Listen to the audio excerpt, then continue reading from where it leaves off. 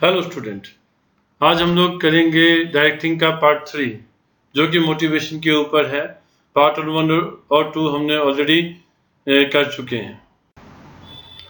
Motivation का जो process है वो सबसे पहले स्टार्ट होता है सेटिस्फाइड नीड से। जो अनसेटिस्फाइड नीड होती है वो सबसे पहला स्टेप है किसी भी मोटिवेशन प्रोसेस को स्टार्ट करना। जब इंडिविजुअल की अनसेटिस्फाइड नीड होती है तभी वो कुछ करने के लिए स्टार्ट होगा। सब सारी नीड्स अगर किसी इंसान की सेटिस्फाइड हो जाए तो उसको मोटिवेट करने के लिए कुछ बचता नहीं है। और जो अनसेटिस्फाइड नीड है उसकी वजह से जो है टेंशन क्रिएट होती है, बेचैनी क्रिएट होती है। ये जो बेचैनी है, टेंशन है, ये कुछ स्टिमुलेट करती है, उसके अंदर कुछ उसको मोटिवेट करती है, उसके अंदर ड्राइव पैदा करती है, यानी उसको स्टिमुलेट करती है, उसको मोटिवेट करती है। तो इस मोटिवेट करती है कि जो वो कुछ चीज़ें करे जिससे कि उसकी नीड को सेटिस्फाई किया जा सके। तो वो सर्च करना शुरू करता है जिससे कि उसकी नीड्स को सेटिस्फाई हो सके। और जब उसकी नीड सेटिस्फाई हो जाती है, उसको वो चीज़ मिल जाती है जिसकी वजह से उसकी नीड अराइज़ हुई थी, वो नीड्स उसको पूरी हो गई, तो उसको हम बोलेंगे सेटिस्फाइड नीड्स। और एक बार सेटिस्फाइड हो जाती है नीड तो वो रिलीव्ड हो जाता है टेंशन से, उसकी बेचैनी खत्म हो जाती है। इसको प्रोसेस को समझना है तो एक एग्जांपल ले लेते हैं। जैसे किसी इंसान को भूख लगी, तो जब भूख लगी तो यानी कि जो भूख होती है तो वो अनसेटिस्फाइड नीड है, उसको खाने की ज़रूरत है, तो खाना चाहिए, जिसकी वजह से उसकी नीड अराइज हुई, भूख लगना। तो जब खाना चाहिए तो भूख लगी है तो उसके अंदर बेचैनी होने लगेगी, टेंशन क्रिएट होगी। जब कोई इंसान भूखा होता है तो बेचैन होने लगता है और टेंशन क्रिएट होने लगती है। टेंशन की वजह से जो है वो स्टिमुलेशन पैदा होता है, मोटिवेशन पैदा होता है, एक ड्राइव अंदर से आती है जिससे कि हम जो है अपने खाने को ढूंढना स्टार्ट करते हैं। मतलब खाना कहीं पर जो रखा होगा हम उसको ढूंढने लगते हैं, और जब खाने को ढूंढने लगते हैं मतलब वो सारी एक्टिविटीज़ करते हैं जिससे कि हमें खाना अवेलेबल हो जाए। तो खाना अवेलेबल हो जाता है, हम खाना खा लेते हैं तो हमारी नीड जो है सेटिस्फाइड हो जाती है। और खाना खा लेने के बाद हमारी टेंशन भी दूर हो जाती है, हम रिलीव्ड हो जाते हैं, हमें हल्का महसूस होता है, हम आराम करने लगते हैं, हमारी नीड जो है सेटिस्फाइड हो गई। इसका मतलब ये नहीं कि एक बार जो नीड्स फुलफिल हो गई वो दोबारा अराइज नहीं होगी। वो नीड जो है दोबारा अराइज हो सकती है, और एक नीड फुलफिल होने के बाद वो कोई नई नीड भी अराइज हो सकती है। तो ये प्रोसेस फिर से पूरा चलता है। इसलिए इंसान जो है बार बार मोटिवेशन की ज़रूरत पड़ती है ह्यूमन बींग्स को। अब आता है next, importance of motivation. Motivation का इम्पोर्टेंस क्या है, इसको कर लेते हैं। पहला इम्पोर्टेंस जो है मोटिवेशन का, परफॉर्मेंस, जो एफिशिएंसी है वर्कर्स की, एम्प्लॉयज़ की, और उनका परफॉर्मेंस लेवल है उसको इम्प्रूव करता है। हम बहुत बार देखते हैं कि किसी की एबिलिटी जो है बहुत ज़्यादा रहती है लेकिन उसका जो परफॉर्मेंस लेवल रहता है उसकी एबिलिटी को जस्टिफाई नहीं करता है। बहुत बार हमने देखा होगा कि जो स्पोर्ट्स पर्सन्स होते हैं बहुत हाईली गिफ्टेड होते हैं, लेकिन ऑन द ग्राउंड जब वो प्ले करते हैं गेम को तो वो अपना 100% नहीं दे पाते हैं। तो ये जो चीज़ रहती है मोटिवेशन की कमी की वजह से रह पाती है। इसलिए मोटिवेशन बहुत ज़रूरी होता है उनके लिए, मोटिवेट करना। उनको कोच का काम होता है कि वो अपने स्पोर्ट्स पर्सन को मोटिवेट करे जिससे कि वो अपना 100% दे पाएँ। कभी-कभी मोटिवेशन लेवल हाई होने की वजह से जो मीडियोकर प्लेयर भी होता है, जिसकी एबिलिटी बहुत ज़्यादा नहीं है, बहुत गिफ्टेड प्लेयर भी नहीं है, वो अपनी हार्ड वर्क से, अपने डेडिकेशन से इतना मोटिवेटेड हो चुका होता है कि वो अपने हार्ड वर्क से जो है अपने परफॉर्मेंस लेवल को बहुत हाई लेवल पे ले जाता है। इसीलिए जो एम्प्लॉइज़ हमारे मोटिवेटेड रहते हैं, उनकी एफिशिएंसी और परफॉर्मेंस लेवल हाई रहता है, उनका परफॉर्मेंस हमेशा उनकी एबिलिटी से ज़्यादा ही होगा। मोटिवेशन जो है एम्प्लॉइज़ के एटीट्यूड को चेंज करता है, उनके एटीट्यूड को नेगेटिव एटीट्यूड से पॉजिटिव एटीट्यूड की तरफ ले जाता है। उनके मुँह में से कभी ये निकलता ही नहीं आई कांट डू इट। वो employees I can't do it बोलते हैं जो कि जिनमें मोटिवेशन लेवल कम रहता है। जो हाईली मोटिवेटेड होते हैं वो एम्प्लॉइज़ हमेशा बोलते हैं कि आई कैन डू इट। तो ये पॉजिटिव एटीट्यूड होता है जो उनके अंदर डेवलप्ड होता है जिससे कि ऑर्गेनाइजेशन का जो परफॉर्मेंस है वो भी इम्प्रूव हो जाता है। तीसरा जो है, जो मोटिवेटेड एम्प्लॉइज़ होते हैं उनका एब्सेंटिज़्म भी कम हो जाता है, और उनका जो लेबर टर्नओवर जिसे बोलते हैं वो भी कम हो जाता है। हाईली मोटिवेटेड एम्प्लॉइज़ छुट्टियाँ कम लेते हैं, उनको अपने काम में मज़ा आता है। जो काम वो करते हैं उसमें उसको खुशी मिलती है, वो मोटिवेटेड होते हैं, तो वो छुट्टियाँ नहीं लेते हैं। वो कभी भी जो है बिना किसी वजह के छुट्टी नहीं लेंगे, और नौकरी छोड़ के भी नहीं जाएँगे। जो जिनमें मोटिवेशन लेवल कम होता है जिन वर्कर्स में, वही जो है छुट्टियाँ लेते हैं और नौकरी छोड़ के जाते हैं। तो ये जो मोटिवेशन है हमारा एम्प्लॉयी टर्नओवर और एब्सेंटिज़्म दोनों को ही रिड्यूस करता है। फोर्थ जो है इम्पोर्टेंस, जो ऑर्गेनाइजेशन गोल्स है उनको अचीव करने में मदद करता है मोटिवेशन। मोटिवेशन क्रिएट करता है एम्प्लॉयज़ के अंदर काम को करने की इच्छा को, विलिंगनेस टू वर्क। वो जो उनके अंदर जो काम करने की इच्छा है उसको वो क्रिएट करता है, जिसकी वजह से ऑर्गेनाइजेशन बेस्ट रिजल्ट दे पाते हैं। अगर आप देखेंगे जो चींटी है अपने से काफ़ी ज़्यादा वजन का सामान भी ढकेल के ले जाती है। वो इसलिए लेके जा पाती है क्योंकि वो मोटिवेटेड रहते हैं, उनके अंदर मोटिवेशन लेवल हाई रहता है। तो जिन एम्प्लॉयज़ में मोटिवेशन लेवल हाई रहता है वो अपनी क्षमता से भी, अपनी एबिलिटी से भी ज़्यादा अच्छा परफॉर्मेंस देते हैं, जिसकी वजह से ऑर्गेनाइजेशन गोल्स अचीव होते हैं। फिर मोटिवेशन जो है जो हमारा जो बिजनेस एनवायरनमेंट है वो चेंज होता रहता है। बिजनेस एनवायरनमेंट चेंज होता रहता है तो उसकी एडेप्टेशंस भी करनी पड़ती है, और हमारे एम्प्लॉयज़ जो होते हैं वो हेजिटेट करते हैं इन चेंजेस को अपनाने में। तो मोटिवेशन जो वर्क मैनेजर होता है मोटिवेशन के थ्रू स्टिमुलेट करता है, जो वर्कर्स को तैयार करता है कि वो इन सब चेंजेस को एक्सेप्ट कर लें बिना किसी हेजिटेशन के। तो ये 5 जो थे इम्पोर्टेंस ऑफ मोटिवेशन थे। अब हम लोग पढ़ेंगे Maslow's need hierarchy theory of motivation. ये सबसे इम्पोर्टेंट थ्योरी है मोटिवेशन की। ये अब्राहम मास्लो एक यूएस साइकोलॉजिस्ट थे, उन्होंने जो है इस थ्योरी को प्रोपाउंडेड किया था। उनको फादर ऑफ मैनेजमेंट साइकोलॉजी भी बोलते हैं। और ये जो थ्योरी थी ये हायरार्किकल नीड्स के हिसाब से जो है थ्योरी जो है प्रोपाउंडेड करी गई थी। इससे मास्लो ने बताया कि किसी मैनेजर को अपने वर्कर्स का जो उसका बिहेवियर है उसको पहले स्टडी करना चाहिए, उसके बाद वो उसके बिहेवियर को मोल्ड कर सकता है। बिना स्टडी किए तो मोल्ड नहीं कर पाएगा। तो मैनेजर को सबसे पहले अंडरस्टैंड करना है कि एम्प्लॉयज़ की नीड्स क्या है। तो एम्प्लॉयज़ की नीड्स होती है, सबसे पहली जो नीड्स आती है उससे 5 लेवल पे बताया। सबसे पहले नीड्स फिजियोलॉजिकल नीड्स है, दूसरी सेफ्टी एंड सिक्योरिटी नीड्स है, तीसरी सोशल नीड्स है, फिर एस्टीम नीड्स है, फिर सेल्फ एक्चुअलाइजेशन नीड्स है। जैसे जैसे एक नीड सेटिस्फाइड होती है तब जो है एम्प्लॉय दूसरे लेवल पे जाता है, फिर वो दूसरी लेवल की नीड सेटिस्फाइड होती है वो तीसरे पे, फिर चौथे पे, फिर वो 5वें लेवल पे जाता है। तो जो सबसे पहली नीड्स है वो सबसे पहले उसको फुलफिल करनी। मोटिवेशन जो होता है वो ह्यूमन नीड्स पे बेस्ड होता है। जो ह्यूमन नीड्स है वो उस पे मोटिवेशन बेस्ड है, और मोटिवेट करना है तो उसका मतलब उसके नीड्स को सेटिस्फाई करने पड़ेगी। और ह्यूमन नीड्स हायरार्किकल ऑर्डर में होती है, पहले स्टेज पे, फिर दूसरे स्टेज पे, फिर तीसरे, फिर चौथे, फिर स्टेज पे। तो मैनेजर को अंडरस्टैंड करना पड़ता है कि एम्प्लॉय की नीड्स कौन सी है और कौन से लेवल पे वो अभी है। मास्लो ने सजेस्ट किया 2 चीज़ें कि जो पर्सन होता है उसकी नीड्स जो है डिपेंड करती है उसके पास क्या है, what he has already has. Only those needs not yet satisfied can influence his behaviour. मतलब जो नीड्स अभी सेटिस्फाइड नहीं हुई है एम्प्लॉयज़ की, वही उसके बिहेवियर को इन्फ्लुएंस कर सकती है। जो नीड्स सेटिस्फाई हो चुकी है उसको आप इन्फ्लुएंस नहीं कर सकते। अगर 5 लेवल पे बात करें, अगर फिजियोलॉजिकल नीड सेटिस्फाइड है तो आप उसको फिजियोलॉजिकल ज़रूरतें पूरी करने की कोशिश करेंगे तो वो तो पहले से ही पूरी हो चुकी हैं, तो आप उसको मोटिवेट नहीं कर पाएंगे। जैसे फिजियोलॉजिकल नीड्स में उसको आता है कि फूड, क्लोथिंग एंड शेल्टर, उसको तीनों चीज़ें अवेलेबल है, पहले से ही अवेलेबल है, तो ये चीज़ आप उसको देकर उसको मोटिवेट नहीं कर पाएंगे। फिर उसकी दूसरी नीड्स होती हैं सेफ्टी एंड सिक्योरिटी नीड्स। तब उसको आप जो अगर सेफ्टी देते हैं, सिक्योरिटी देते हैं जॉब में, तब उसको आप मोटिवेट कर पाएंगे। इसलिए जो भी नीड्स अनसेटिस्फाइड रहती हैं वर्कर्स की, वही नीड उसके बिहेवियर को इन्फ्लुएंस करती हैं। नीड्स जो है अरेंज की जाती है हायरार्किकल ऑर्डर में। वही मास्लो ने बताया कि जो नीड्स हैं वो हायरार्किकल ऑर्डर के इम्पोर्टेंस में है। सबसे पहले लोअर नीड्स को मैच किया जाता है, उसके बाद फिर उसके ऊपर वाली नीड्स को मैच किया जाता है। अगर लोअर लेवल नीड्स मैच नहीं हो रही है तो हायर लेवल नीड्स का कोई मतलब ही नहीं है।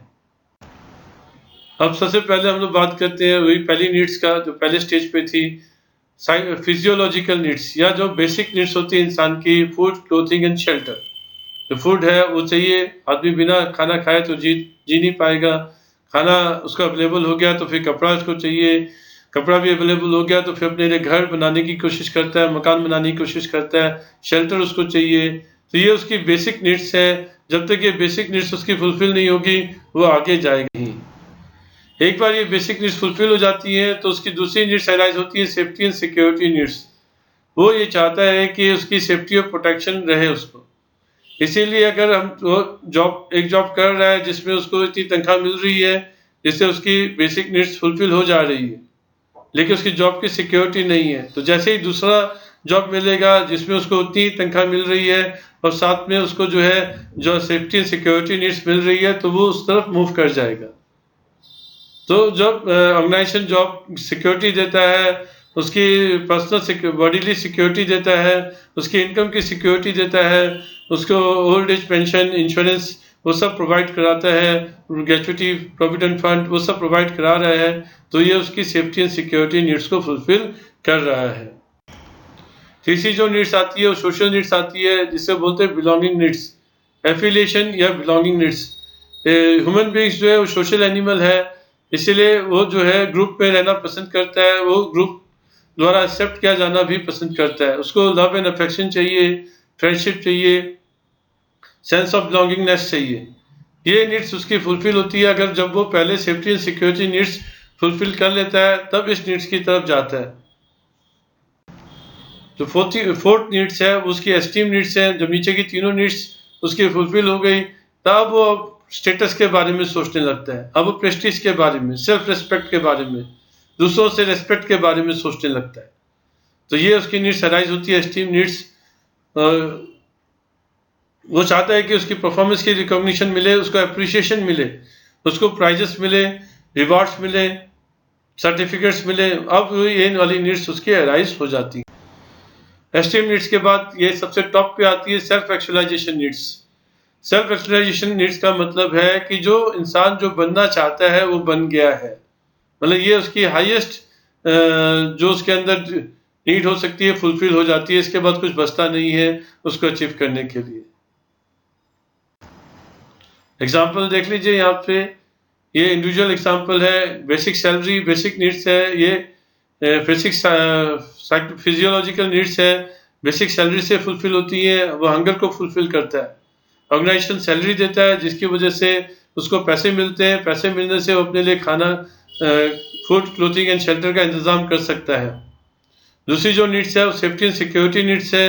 ऑर्गेनाइजेशन उसको पेंशन देता है, पेंशन मिलने से उसकी जो है सिक्योरिटी नीड्स पूरी हो जाती है और उसकी जो स्टेबिलिटी है इनकम की, रिटायरमेंट के बाद भी उसकी स्टेबिलिटी रहती है इनकम की।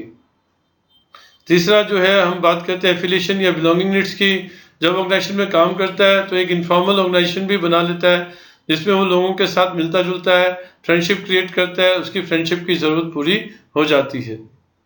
तो फोर्थ जो है वो एस्टीम नीड्स आती है। एस्टीम नीड्स मतलब अब उसको प्रेस्टीज चाहिए, स्टेटस चाहिए, और स्टेटस ऑर्गेनाइजेशन उसको जॉब टाइटल से देता है, डिपार्टमेंटल मैनेजर बना के, या जो भी जनरल मैनेजर, उसके पोस्ट के आगे एक टाइटल लग जाता है जिससे उसका स्टेटस उसको पता चलता है। ये उसके एस्टीम नीड्स को फुलफिल करता है। फिर नेक्स्ट है सेल्फ एक्चुअलाइजेशन नीड्स। वो हाईएस्ट लेवल नीड्स है जो एक इंडिविजुअल अचीव कर सकता है। जो वो बनना चाहता है वो बन गया है, that is self fulfilment needs पूरी हो गई उसकी। ये हम लोग कर लिए हैं, सारी पांचों स्टेजेस है। पहला स्टेज पूरा होगा तब दूसरे स्टेज पे जाएगा, उसके बाद तीसरे स्टेज पे, फिर फोर्थ पे, फिर फाइव्थ पे। मास्लो ने एम्फेसाइज किया तीन चीजों के ऊपर। पहला बोला कि ह्यूमन वांट्स अनलिमिटेड होती हैं और वेराइड होती है, मतलब ये नहीं कि कुछ गिनती की ह्यूमन वांट्स होंगी। ह्यूमन वांट्स अनलिमिटेड है, कभी खत्म नहीं होती है, और अलग अलग वांट्स हैं उसकी। और ये जो वांट्स होती है ह्यूमन वांट्स, उनको हम सीरीज पे राइज कर सकते हैं प्रेफरेंस के हिसाब से। जैसे हमने 5 स्टेजेस पे कहा, physiological needs, safety needs, affiliation needs, esteem needs और सेल्फ एक्चुअलाइजेशन नीड्स। और नीड कैन जो नीड्स होती है उसको एक मोटिवेटर का काम करती है। नीड्स जो है ह्यूमन बिहेवियर के इन्फ्लुएंस कर सकती है। किसी इंसान को भूख लगी है, उसको आप खाना अवेलेबल कराएंगे तो उसको आप मोटिवेट कर पाएंगे, उसको मोटिवेशन का काम कर पाएंगे। अब हम लोग पढ़ेंगे इंसेंटिव्स के बारे में। इंसेंटिव्स जो है वो मोटिवेशन का ही पार्ट है। इंसान किसी भी एम्प्लॉय की नीड्स को सेटिस्फाई करना है तो मैनेजर जो है बहुत सारे इंसेंटिव्स ऑफर करता है। इंसेंटिव्स का मतलब होता है कि वो सारे मेजर्स जिससे कि हम मोटिवेट कर सके एम्प्लॉयज़ को उन परफॉर्मेंस को इम्प्रूव करने के लिए। इंसेंटिव्स के द्वारा मैनेजर जो है अपने सबऑर्डिनेट्स के परफॉर्मेंस को इम्प्रूव करता है, उनको मोटिवेट करता है कि उनके परफॉर्मेंस जो है इम्प्रूव हो जाए। दो तरह की इंसेंटिव्स होते हैं, एक फाइनेंशियल और दूसरा non financial incentive. Financial incentives जो है financial incentives and non financial incentives. Financial incentives जो होते हैं वो डायरेक्टली और इनडायरेक्टली मॉनेटरी बेनिफिट से जुड़े होते हैं, पैसे से जुड़े होते हैं। फाइनेंशियल मतलब पैसा। जब हम फाइनेंशियल इंसेंटिव्स की बात करें तो उसको हम एक्सप्रेस कर सकते हैं मनी में। जैसे पहला पे एंड अलाउंसेस है। सबसे पहला बेसिक सैलरी आती है एम्प्लॉय की, जो उसको तनख्वाह मिलती है, जो सैलरी मिलती है। सैलरी के अंदर हम बात करें तो बेसिक पे आएगा, डियरनेस अलाउंस आएगा और जो भी दूसरे अलाउंसेस आते हैं वो सब इसके अंदर इंक्लूड हो जाएंगे। दूसरा आता है productivity linked wage incentives. Higher productivity है, हायर प्रोडक्शन दे रहा है तो उसको हायर वेजेस मिल जाते हैं, ये भी उसको मोटिवेट करता है। फीस रेट सिस्टम उनमें से एक है, ज़्यादा प्रोडक्शन देगा तो ज़्यादा उसको वेजेस मिलेंगे। तीसरा जो है बोनस है, एम्प्लॉय को सैलरी और वेजेस के अलावा जो मिलता है, यानी कि प्रॉफिट में जो हिस्सा मिलता है। साल में एक बार कंपनी डिक्लेयर करती है बोनस, अपने प्रॉफिट का एक पार्ट जो है अपने एम्प्लॉयज़ को ऑफर करती है, उसको बोलते हैं बोनस। बोनस भी जो है एक तरह का मोटिवेशन है एम्प्लॉयज़ के लिए, क्योंकि एम्प्लॉयज़ बहुत अच्छा काम करेंगे, बेटर वर्क करेंगे, ऑर्गेनाइजेशन को प्रॉफिट भी ज़्यादा होगा, प्रॉफिट ज़्यादा होगा तो वर्कर्स को बोनस भी ज़्यादा मिलेगा। प्रॉफिट शेयरिंग भी कभी-कभी प्रॉफिट शेयरिंग भी बोलती है, अपॉर्चुनिटी देती है। ये कंपनीज ऑर्गेनाइजेशन जो है एम्प्लॉयज़ को अपॉर्चुनिटी देता है कि वो प्रॉफिट में उनको कुछ हिस्सा मिलेगा। प्रॉफिट होगा तो 5%, 10% एम्प्लॉयज़ को भी मिलेगा। ये बोनस से अलग हटके दिया जाता है एम्प्लॉयज़ को। ये मोटिवेट करता है एम्प्लॉयज़ को कि वो अपना परफॉर्मेंस लेवल इम्प्रूव करें। फिर ये को पार्टनरशिप और स्टॉक ऑप्शन भी एक है कि कंपनी के जो शेयर्स हैं वो एम्प्लॉयज़ को ऑफर किए जाते हैं सब्सक्रिप्शन के लिए डिस्काउंटेड रेट पे, मार्केट प्राइस से काफ़ी कम रेट पे जो है एम्प्लॉयज़ को ये स्टॉक ऑप्शन दिए जाते हैं। ये विप्रो, इन्फोसिस, टीसीएस जैसे ये आईटी सेक्टर की कंपनीज है, इन्होंने इसे स्टार्ट किया था। ये इसलिए स्टार्ट किया था कि जो एम्प्लॉयज़ हैं उनके यहाँ रह जाएँ। ये जो स्टॉक ऑप्शन दिए जाते हैं ये इनके लिए एक टाइम पीरियड रखा जाता है, कम से कम 3 साल जो है वो काम करेंगे कंपनी के अंदर, तभी वो इस ऑप्शन को एक्सरसाइज कर पाएंगे। फिर रिटायरमेंट बेनिफिट्स आती हैं इंसेंटिव्स में। रिटायरमेंट बेनिफिट में प्रोविडेंट फंड है, पेंशन है, ग्रेचुइटी है। जो एम्प्लॉय रिटायर्ड होता है तो उसको ये सारी फैसिलिटीज़ मिलती हैं। ये उसका एक सिक्योरिटी नीड्स है, ओल्ड एज सिक्योरिटी के लिए। जब वो रिटायर्ड होगा तो उसको भी जो है एक सोर्स ऑफ इनकम बना रह सके, ये कंपनीज प्रोवाइड करती हैं, जिससे कि एम्प्लॉय मोटिवेट होता है अच्छे काम को करने के लिए। नेक्स्ट है परक्यूसिट। परक्यूसिट मतलब एडिशनल बेनिफिट्स मिलते हैं कंपनी की तरफ से, जैसे हाउसिंग फैसिलिटीज़ दे दिया, मेडिकल फैसिलिटी दे दी, व्हीकल अलाउंस दे दिए, दूसरे सारे अलाउंसेस दे दिए, रहने के लिए मकान दे दिया, तो भी ये जो है ये उसके इंसेंटिव्स में ही आएगा, फाइनेंशियल इंसेंटिव्स में ही। तो ये कुछ 6-7 जो है आपके इंसेंटिव्स है, फाइनेंशियल इंसेंटिव्स जो कंपनीज वर्कर्स को, एम्प्लॉयज़ को ऑफर करती है। अब आता है नॉन फाइनेंशियल इंसेंटिव्स के बारे में।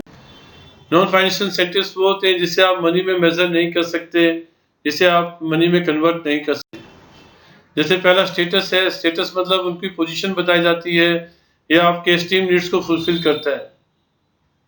स्टेटस जो है एम्प्लॉय की एस्टीम नीड्स को फुलफिल करता है, उसको एक डेजिग्नेशन प्रदान करता है, एम्प्लॉय को डेजिग्नेशन देता है कि वो general manager, manager, sales manager, जो मैनेजिंग डायरेक्टर, ये उसके स्टेटस को बताते हैं, तो इसकी जो एस्टीम नीड्स है उसकी फुलफिल हो जाती है। ऑर्गेनाइजेशन क्लाइमेट प्रोवाइड कराता है, बेटर क्लाइमेट जहाँ पे एम्प्लॉय जो है अच्छे से काम कर सके, फेवरेबल क्लाइमेट जो है प्रोवाइड कराना भी इसके अंदर आता है। करियर एडवांसमेंट अपॉर्चुनिटी, एम्प्लॉयज़ को अपॉर्चुनिटी देते रहते हैं कि वो जो है नए स्किल को सीख सके। ऑर्गेनाइजेशंस जो है स्किल डेवलपमेंट प्रोग्राम्स चलाते रहते हैं, जिससे कि एम्प्लॉयज़ की स्किल जो है इम्प्रूव होती है और साथ में फिर उनका परफॉर्मेंस भी इम्प्रूव हो जाता है। जॉब एनरिचमेंट, उसको जो है एक पर्टिकुलर जॉब पे काम ना करा के उसको अपॉर्चुनिटी दी जाती है कि वो अलग अलग काम को सीखे, वैरायटी ऑफ वर्क्स को सीखे, जिससे कि उसको ज़्यादा ऑटोनॉमी मिलती है और रिस्पॉन्सिबिलिटी उसके अंदर आती है, उसको ग्रोथ की अपॉर्चुनिटीज़ मिलती है। तो जो जॉब है वो अपने आप ही जो है मोटिवेशन का सोर्स हो जाता है। जब वो अलग अलग चीज़ें सीखता है तो उसका डेवलपमेंट भी होता है, ग्रोथ होता है एम्प्लॉयज़ का। एम्प्लॉयज़ रिकॉग्निशन प्रोग्राम है, ये बहुत सारी एम्प्लॉयज़ चलाती हैं, employees of the month, employees of the week, ये अवार्ड जो है कंपनी इनिशिएट करती है। जो एम्प्लॉय एक हफ्ते में बहुत अच्छा काम किया उसको एम्प्लॉय ऑफ द वीक बना देते हैं, और मंथ में जो अच्छा काम किया एम्प्लॉय ऑफ द मंथ बना देते हैं। इससे उसका जो नाम होता है, उसकी फ़ोटो होती है, नोटिस बोर्ड पे लगा दी जाती है, उसको एक एप्रिसिएशन मिलता है एम्प्लॉय को, और बाकी के एम्प्लॉयज़ भी मोटिवेट होते हैं अच्छा काम करने के लिए। कंपनी जो है उसको कैश रिवार्ड भी दे सकती है, मेमेंटोस भी दे सकती है, ये कंपनी पे डिपेंड करेगा। फिजिक्स जो है जॉब सिक्योरिटी प्रोवाइड करती है। जॉब सिक्योरिटी अपने आप में बहुत हाईली मोटिवेशन है। कॉन्फिडेंट एम्प्लॉयज़ कॉन्फिडेंट हो जाते हैं कि उनको नौकरी से निकाला नहीं जाएगा, उनकी सिक्योरिटी जॉब सिक्योरिटी है, तो वो जो है काम को मन लगा के करते रहते हैं। फिर नेक्स्ट है employees participation. Decision making process में जब एम्प्लॉयज़ को पार्टिसिपेट किया जाता है, कभी भी मैनेजमेंट डिसीजन लेता है तो उससे पहले अगर एम्प्लॉयज़ से कंसल्ट कर लेता है तो एम्प्लॉयज़ का मोटिवेशन लेवल हाई हो जाता है। एम्प्लॉयज़ एम्पावरमेंट, तो एम्प्लॉयज़ को ऑटोनॉमी दे देना, काम को अपने हिसाब से कर सके, उनको पावर्स दे देना, रिस्पॉन्सिबिलिटी दे देना अपने सबॉर्डिनेट्स को, तो उनके अंदर एक फीलिंग क्रिएट होती है कि जो है ऑर्गेनाइजेशन के लिए वो इम्पोर्टेंट है, जो काम दिया गया उनको वो इम्पोर्टेंट है, वो अपनी इम्पोर्टेंस समझने लगते हैं। तो इसलिए उनकी इसको बोलते हैं एम्प्लॉय एम्पावरमेंट। तो ये थे नॉन फाइनेंशियल इंसेंटिव्स 8। इनका जो फाइनेंशियल इंसेंटिव्स भी कर लिया हमने, नॉन फाइनेंशियल इंसेंटिव्स भी हमने कर लिया। थैंक्स बच्चों मेरा वीडियो वॉच करने के लिए, और अगर आपको पसंद आए तो मेरा चैनल सब्सक्राइब कीजिए और इसको शेयर कीजिए अपने दोस्तों में। Thank you.